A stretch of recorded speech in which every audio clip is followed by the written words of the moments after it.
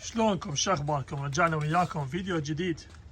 اليوم الطيور حطيناهم شويه، هاي الطوابيق المكسوره هجموا عليه هجوم.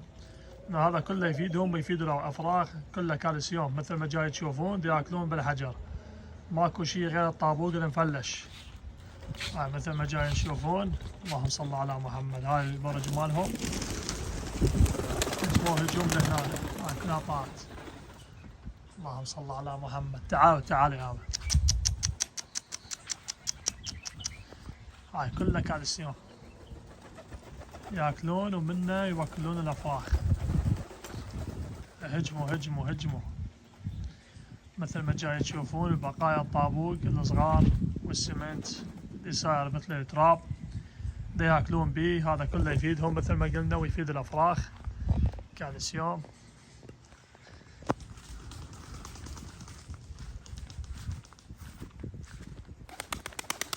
روح شد، حررناهم. لازم ننظف المكان مالهم مثل ما جاي تشوفون. عندنا هاي الزعرورة لزمناها هدية، لزمنا اياه حمادة، عاش يديك حمادة عليه. خوش طير حياته، اللهم صل على محمد. حليو. شوف لكم الافراخ، هذا ما شاء الله اللهم صل على محمد. هاي عندي زوج افراخ هنا كبروا، هاي زوج الثانيين، هناك زوج. اللهم صل على محمد.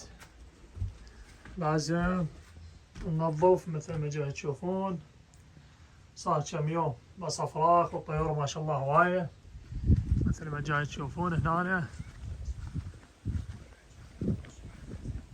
عندي تقريبا 30 طير، اكثريتهم افراخ. يعني عباره عندي ثلاث ازواج والبقيه كلها افراخ. هاي هنا جاي ياكل الفحم مالت الارجيله. هاي الزاجل جاي ياكل بالفحم، فحم بهذاك الطاسه اللي جاي تشوفوه. اسوي لكم زوم عليه حتى تشوفوه اكثر. هذا الصحن جاي ياكل بالفحم، والبقيه هنا جاي ياكلون مثل ما قلنا بالحصو الناعم وتراب الحصو وتراب السمنت كالسيوم. إذا عجبكم الفيديو ادعمونا القناة وعطونا لايكات حتى ننزل لكم فيديو جديد إن شاء الله. انتظرونا في فيديو جديد. سلامي وتحياتي للجميع.